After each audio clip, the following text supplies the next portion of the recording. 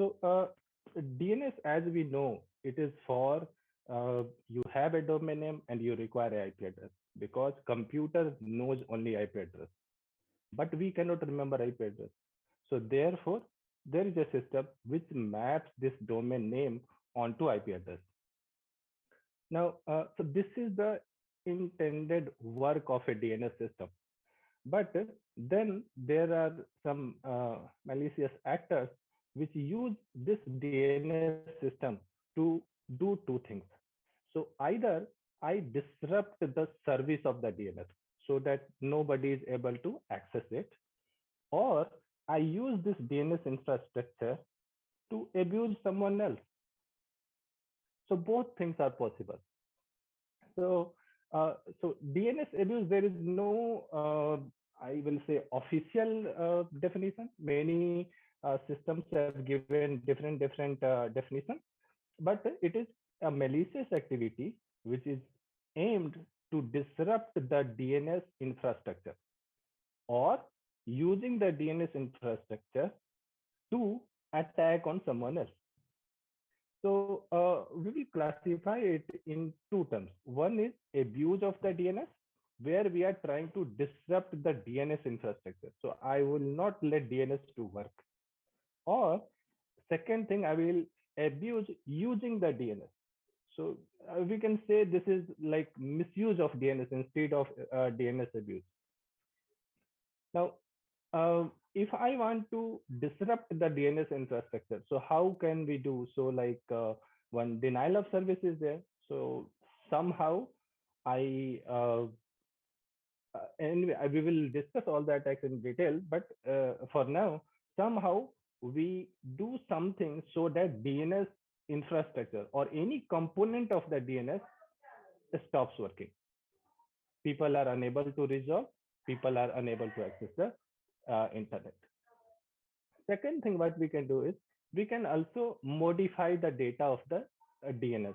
So instead, so you have heard about the zone data. So somehow we make unwanted entries in the DNS zone data, or we modify that existing any data, whether it is for a subdomain or whether it is for a name server. And then there are other examples of abuses using the DNS where we will use this DNS infrastructure to do some malicious activity. So like reflection attack, amplification attack, and tunneling attack for covert communication. So all these terms we'll try to learn in the upcoming slide. Now, first we will try to know what is the purpose that people or hackers are trying to abuse this DNS. So first thing is people may buy domains and use it for malicious purpose. So I am talking about not about disrupting the DNS infrastructure rather than abusing misusing the DNS. So people or hackers buy domains for malicious purpose, and malicious purpose can be anything. So let's start from website content abuse, where the content of the website is abusive in nature. Okay, so like CSAM, which is child sexual abuse material, or maybe it is for human trafficking, or any material or content that can incite violence. People also use it for selling illegal or counterfeit products or medicines. So either it is illegal or duplicate. So this type of things are called website content abuse, where the content of a website is used for abusive or malicious purpose. Second part is data exfiltration. So in data exfiltration, basically a malware or a malicious actor carries out an unauthorized data transfer from a computer. So somebody accesses your computer and tries to transfer data from that system to some other system. So that also can be done using domain. So we'll see that how it can be done. Apart from them, there are various phishing techniques. Phishing is, as Dr. Balaji was saying, that we trick user into doing something for my own favor. So there are different kind of phishing, like like bait and switch is there, imitator is there. So uh, imitator is like somebody has created a website which looks similar to SBI online SBI.com. So you go to that website and then you are tricked into, just like you would have seen in the last slide, Dr. Balaji showed about SBI update KYC.in. So you go to SBI update KYC.in, it will look similar to the theme will look similar to SBI because it will have SBI logo, that blue color theme, and people will be tricked into giving their own information. then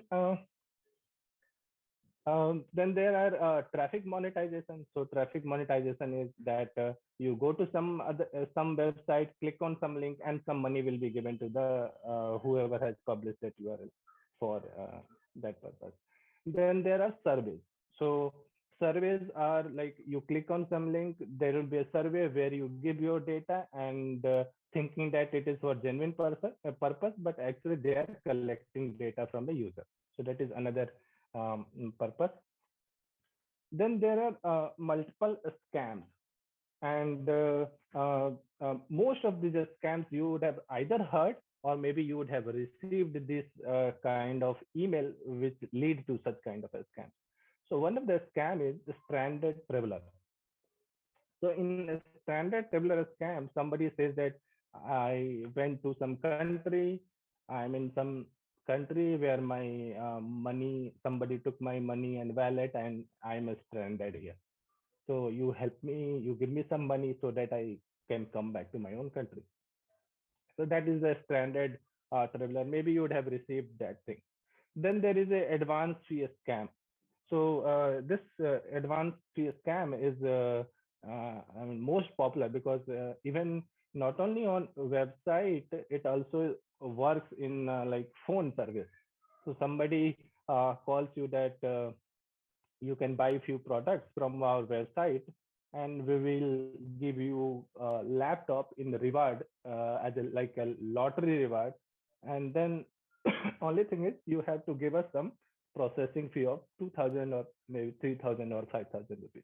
So some advance fee you have to give, and in lieu of that we can give you a bigger reward, something like that.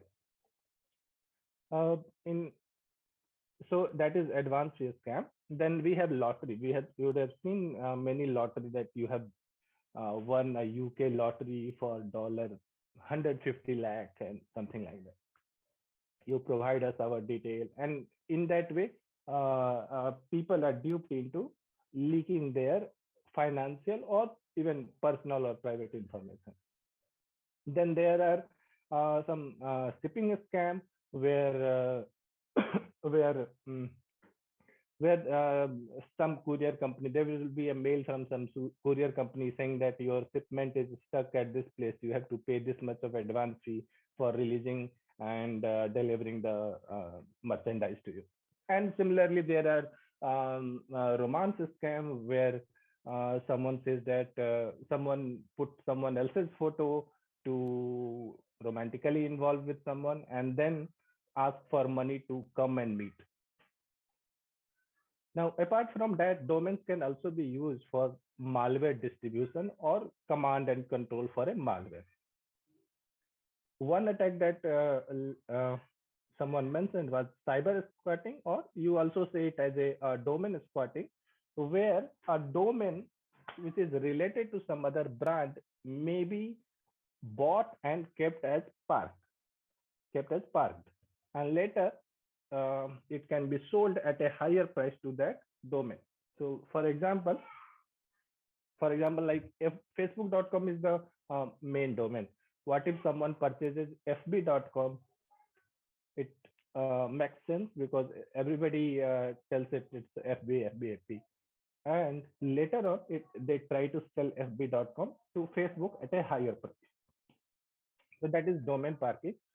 Well, domain parking is not totally illegal. It depends on country to country, law to law.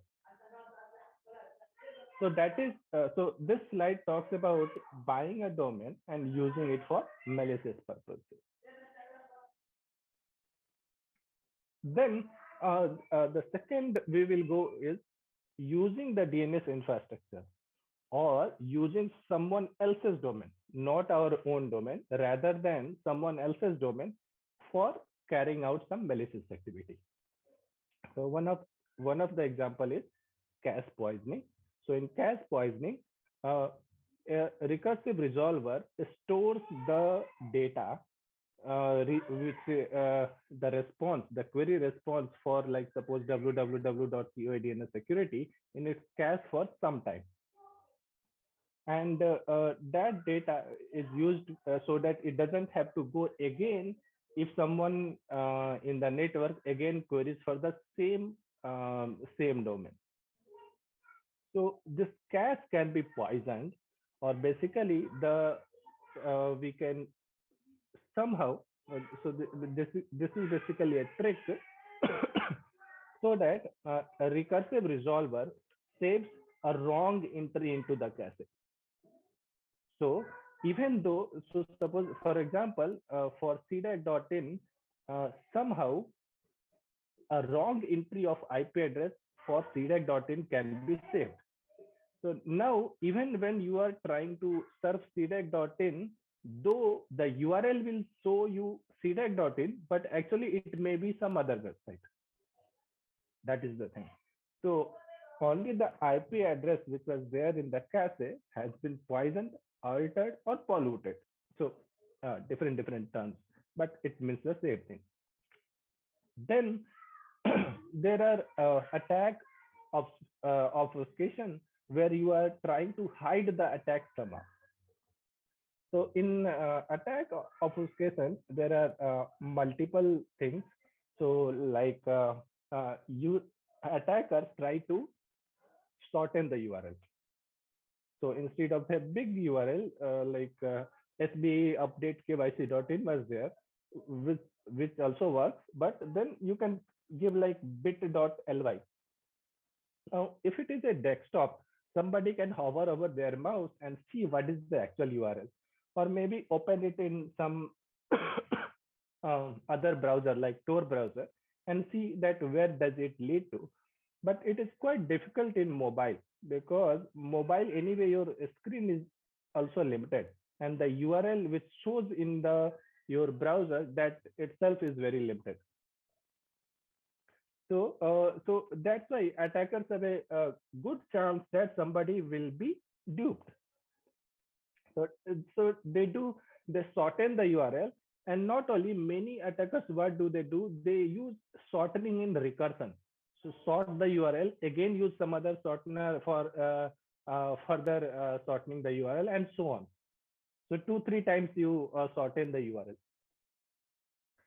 Then others DNS means someone else's DNS domain can be used for hosting command and control for bots. So bots are basically systems which are infected, and then we can use those systems to launch attack on someone else. Then there is DNS hijacking. So DNS hijacking is also known as DNS redirection, where DNS queries are incorrectly resolved in order to redirect users to malicious website. So your query is fine, but the response which you receive is belongs to some other malicious website. So kind of a man in the middle, it also you can say. Now it's this DNS hijacking is not only done for malicious purpose, it is also used for censorship. So in many countries, government uses this for censorship, redirecting users to some government authorized site. For example, in India also, if you try to access some torrent URL, so it may lead you to DOT website saying that this URL has been blocked or censored, something like that. Uh, Next thing is DNS data modification. So in DNS data modification, the entry in the DNS, the entry in the DNS, like the zone data basically, that is either changed or some additional entries may be done. So either the existing entry may be changed or additional entries may be done. So some of the methods which uses like in which additional NS records have been added to a zone data. So that is one method. And otherwise, uh, uh, the name server entry itself will be changed to the malicious domain. So in that case, the name server, suppose for COE DNS security, the authorized the authorized IP address will be CDAC, but actually somebody will change it to point to some other malicious IP address or malicious network. They will be redirected to that name server, and then that name server will take the command for our DNS security.in. So that is also possible. Then denial of service attack is there. So in denial of services, basically we try to launch volumetric attack on a DNS server. So in that way, uh, what happened that DNS infrastructure will not be able to answer the response to legitimate users. So for example, that I will take an example of NX record. NX is non-existent record, means that domain does not exist. So a attacker, what it will do is it will keep sending non-existent domain entries to a server, and then server will keep saving the response in the cache. So keep saving, keep saving, keep saving. So it so first thing first, its memory will exhaust, and second thing is it is involved in this so that it is unable to respond to legitimate users. The same thing happens with all query. In all query, basically we ask all the records pertaining to a particular domain. So like for cdac.in, if I type ns lookup hyphen type equal to any and then cdac.in. So what it will do is it will return all the records www.cdac.in, mail.cdac.in, smtp.cdac.in, maybe hrms.cdac.in, and so on. So whatever subdomains entries are there uh, on the name server for a particular domain, like for this example, cdac.in, all those return records will be returned. Now the situation becomes uh, more difficult when it is DNSSEC enabled, because in that case, all the signed record which are big, it's not small. So all the big records of the signed record RR6, that will also come in the all response. In fact, it's like if you send a 64 byte query, you will receive almost 3 to 4 KB of result. So you are sending less data in query, and it is returning more data in the response. So in that way, if we can try, we can mount a denial of service attack. Then there are man in the middle attacks. So we already know that technically, first thing is that the data is UDP in nature. It is in plain text. So all these things invite a man in the middle person to somehow modify the response. Okay. Then the last thing is tunneling. So in tunneling, what do we do is actual data, we put it as payload of some other type. Okay. So suppose that there is a security on our gateway. So there is a gateway security which doesn't allow maybe torrent traffic. So what we can do is torrent traffic we can put as payload of a DNS data. And we know that DNS packets are allowed on the network, because if somebody is surfing the internet, so 53 ports, the DNS port will be allowed. So what someone can do is put all the data into the payload of a DNS query and send it to outside a person. And similarly, other person, outside person, if he has to respond back, he can use the same protocol. So usually you would have heard about TXT record. So we can use the TXT record of a DNS query response for establishing a covert communication or a tunneled communication between one user to another user. So the gateway security or like UTM or firewall, it will think that it is a normal DNS data, but actually it is a torrent data, or maybe any other data. I'm just giving an example of torrent. Otherwise, it can be any data. Now, whatever attack I am talking about, so if you want to see the demo of that, so like tunneling attack is there. So for tunneling attack, one software is there, DNS Cat 2, or then there is for reflection or amplification, there is DNS DR DOS 2.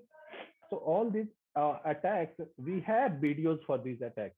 So you can go to our YouTube channel, and on our YouTube channel, all these videos which were used in previous demonstration. So we used to have DNS security programs under which we have uploaded videos demonstrating this kind of attacks, how these attacks can be mounted, cache poisoning or denial of service or tunneling attacks. All these attacks are built. So you can go to Indareen channel on Indareen Indareen channel on uh, Indareen channel on YouTube, and you can see our videos. Okay, so DNS infrastructure. In this slide, we will try to see where can we attack and what is the scope. And so it's a big infrastructure from uh, registrant to registry to authorized DNS server to recursive resolver to stub resolver. So multiple components are there. So where is the scope for attack? So anywhere between all these entities, there is always a man in the middle attack possible. That is the first thing. So anywhere the connection is there from like master to slave or master to recursive or registry to registrar or registrant to registry, anything, wherever there is a connection between two entities, there is a man in the middle attack possible. Then, then of course there is a software vulnerability. So if you are using any older version of software or any software which has a known CV, common vulnerability and exploitation, so of course there is a scope for exploiting that vulnerability. So that's why we should always keep our software updated. After that, we have already talked about cache poisoning or pollution, where the cache record for cache record which a recursive resolver keeps just to fast responding to its client, they may be polluted. There are data corruption. So whatever data is coming from registry to master, that can be corrupted. There is a master slave architecture. Master slave architecture is basically for any authoritative DNS server, we keep two DNS servers. One will be called master, another will be slave. They both will have same entries. So whatever master has, same data slave will also have. So the benefit of this is active response, in which master can also respond to queries and slave can also respond to queries. But we can have update only at the master and slave will automatically take the update. So in these scenarios, if we do not configure our software well, then somebody can impersonate as the master and slave will take unauthorized data update.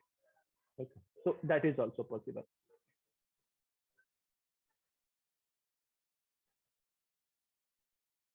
Now, so I'm going slowly, and I think if you have any question in between, you can write.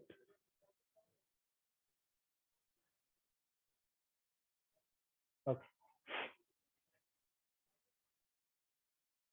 So few culprits. So basically, what we are trying to do, what I am trying to say is that who all are the culprits which are trying to abuse DNS. Okay, so there are hackers. Of course, we know that any hacker, he tries to access a system, try to steal data, or maybe do some kind of phishing attack, defacement. Multiple things are there. Then there are scammers. So we already talked about multiple scams which um, scammers do. Then there are hacktivists. So what is a hacktivist? So hacktivist is basically hacker plus activist. So they have some political or social agenda which they are trying to prove. It's like proving a point. So, for example, defacement of website. So Indian hacker defacing Pakistan website and vice versa. So that kind of activity. Those are hacktivists. Then there is human hacking. So human hacking is whatever. If you are duped by a scammer, so you have been hacked. So that is the human hacking, which also known as social engineering, where a human is uh, tricked. So a human is tricked or duped into um, gaining financial. Basically, for that human, it will be losing finance, but for the scammer, it will be gaining the finance. Then there are DNS software vulnerability. So any software that we use, whether it is bind or unbind, so all those whatever software we are using, we have to make sure that whatever it is up to dated, or whatever if we are using an older version, it is properly patched, or so DNS vulnerability is also a culprit in gaining access of the DNS infrastructure. Lack of DNSSEC. So what is DNSSEC? So basically DNSSEC um, signs any response from the authorized DNS server. So if I'm getting a response from COE DNS security, so it will be digitally signed so that we can verify and know that okay, this response is really coming from COE DNS security, not from someone else. Okay, so signature, just like the human signature, it's DNS. So DNSSEC gives us digital signature on the response so that we can verify or we can authenticate that the response is originating from the real actual server where we send the query, not some man in the middle. So many organization or many authoritative DNS servers, they have not implemented DNSSEC, and even if they have implemented DNSSEC, the keys are not changed. The key rollover is basically the keys are not changed at regular intervals. So so the uh, okay. So the keys can be changed. The keys are not changed. Then there are some open resolver misconfiguration. So open resolver misconfiguration is something like that. You have a resolver which responds to everybody, and like that, all queries which I was mentioning, all queries is enabled. So those kind of open resolvers can be used for attacking other attacking like using a reflection attack or the amplification attack. And then we of course we have lack of a skilled manpower. So you are using bind, which is good, but somebody misconfigured it because he did not know what this option does. So these are few of the culprits. Okay, so why DNS is targeted? So we already know that though we can remember few IPs, we cannot remember all the IPs. So if someone disrupts the DNS, means it will disrupt the internet itself or disrupt the services. So whatever services from ranging from social media to e-commerce to government to e-learning, entertainment, everything will be disrupted. So it's easy to do. Then there are then there are long attack vector which can be used for exploiting DNS, like malicious domain registration. So you registering a domain is very easy. So many registration domains are free of cost, and even if it is you want to buy, barely it will cost you 100 rupees. From the starting, you can get for a domain. Then DNS data is there is no integrity check. Okay, unless you use that DNS check. Otherwise, normally there is no integrity check. There is no authentication of the response, whether it has really originated from where I asked. Is it not from a man in the middle? All those things. But of course, these two can be mitigated using the DNS check. Then hijacking the name resolution process, or even the registration process. So somebody is trying to register the website. That time itself, the data can be taken, or during the name resolution process, where somebody is querying and getting a response, that process itself can be hijacked. Then next scope is there is large namespace. So you can have any domain name. There are billions of combinations, billions, trillions combinations are there. Then there are hierarchical data. So like we saw recently that dot is there, which is the root server. Then .in is there, .org, the first level, and then second level and third level.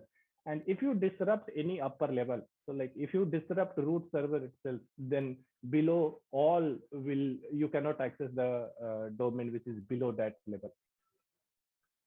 uh, okay, I will leave the homoglyph typo squatting. So I think you already know homoglyph is basically two characters which look similar, like covid.info. O has been replaced with 0, I has been replaced with 1. Similarly, there is typo squatting, where somebody misspelled or typed wrongly.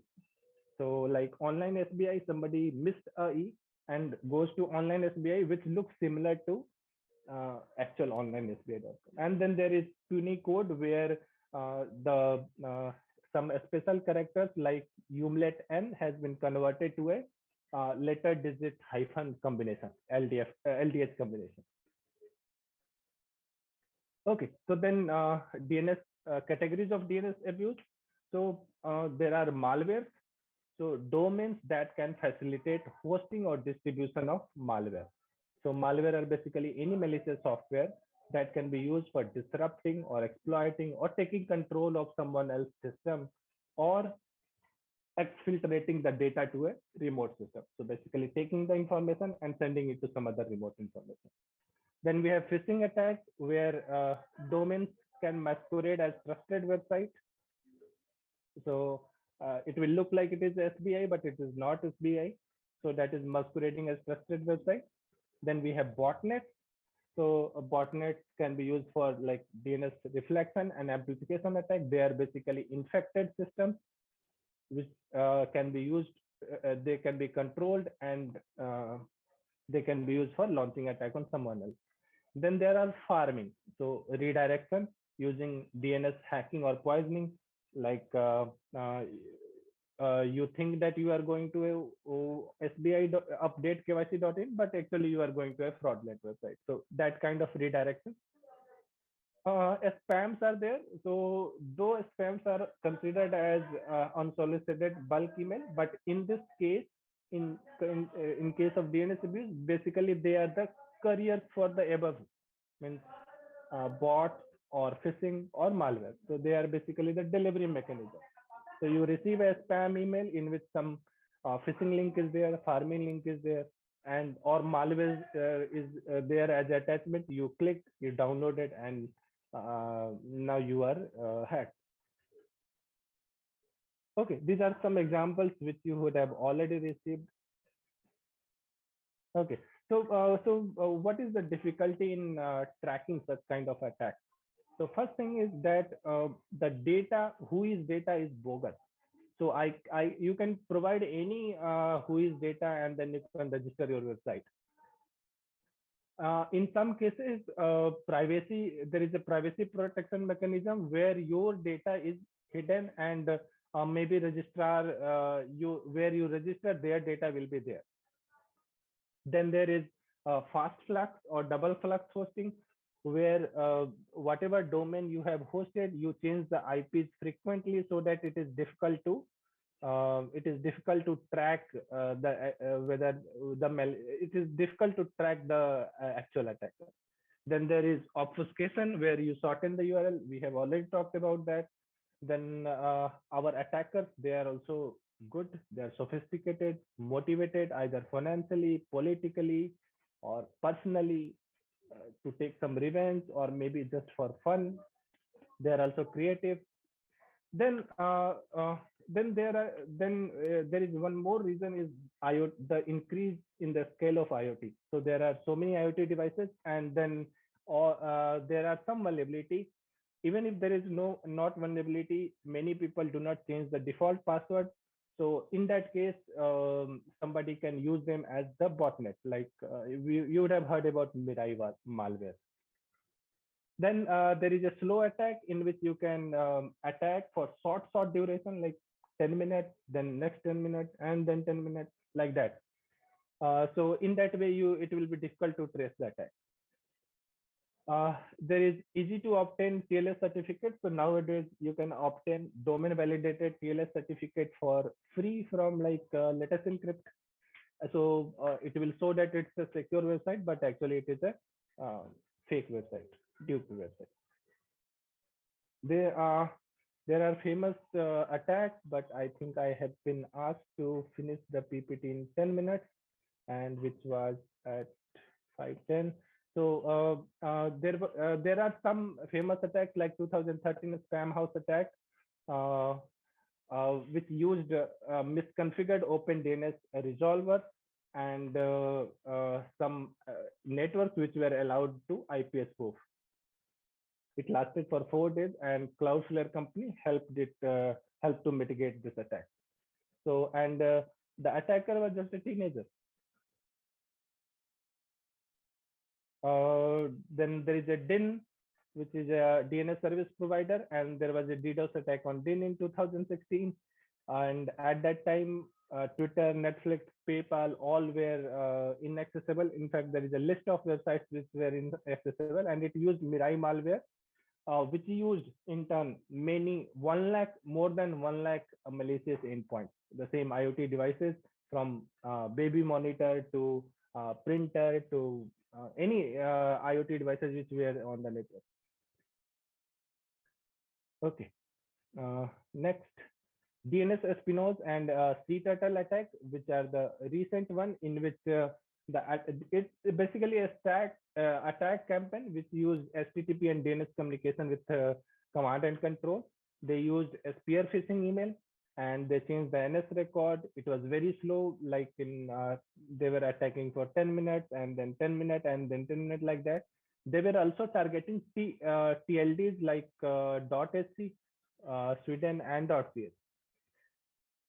They did the data and intelligence gathering through email transcripts. So basically, they were sending a spear phishing emails, and from there they were gathering the data. The targets were primarily ISPs, telecom, law agency, national security agency, all those things, and they were primarily in the Middle East and North Africa region. So from this, you can see all the countries which were affected, including Lebanon, Sweden. In Sweden and Switzerland, the TLDs were attacked. NetNode was the company which actually maintains the SE domain, which was attacked. Then Quad9 you have heard. So Packet Clearing House is the company which manages Quad9, and that was also attacked. Lebanon Ministry of Finance was attacked. A couple of energy sector companies were also attacked. So you can learn about that on the Cisco Talos blog. Okay.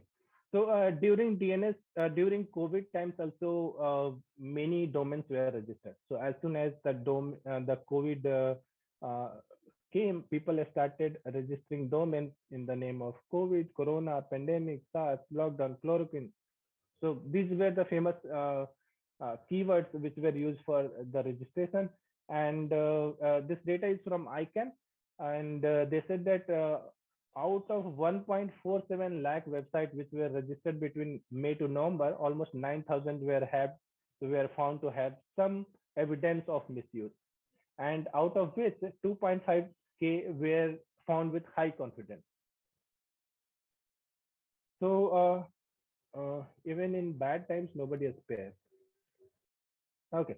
So, what are the some checks and remedies which we can do for averting this kind of DNS abuse? Of course, these are not exhausted and not guaranteed, but at least these are some primary checks which someone can do it. One is like who is data. Now, who is data? You can, if any, if you receive any URL like SBI update KYC.in, you can check when was it registered, or who is the contact person for that, whether it is from really from SBI or not, and so on. Uh, then from email, you can check the original. There is a like in Gmail, if you go to for any email, you check the show original option, in which it will check whether the email is a spam or not, means SPF, DKIM, and it will also trace out the where the email was actually originated. So you can check from that. Then URLs you can check. So URLs you can check like it is, maybe it is some name brand misuse, like geolottery.abc.com. So actually it is not from Geo, because the main domain doesn't belong to Geo. Tata Lottery, Amul reward.abc.example.com.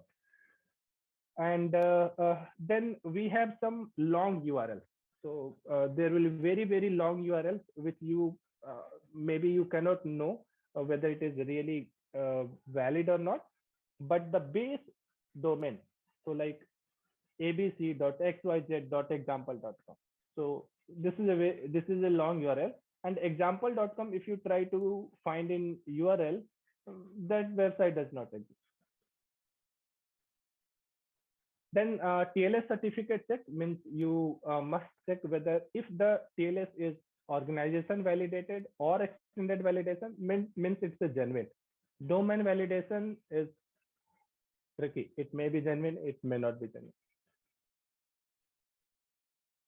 Okay, then there is a safe browsing check. So Google has hosted a website for safe browsing status.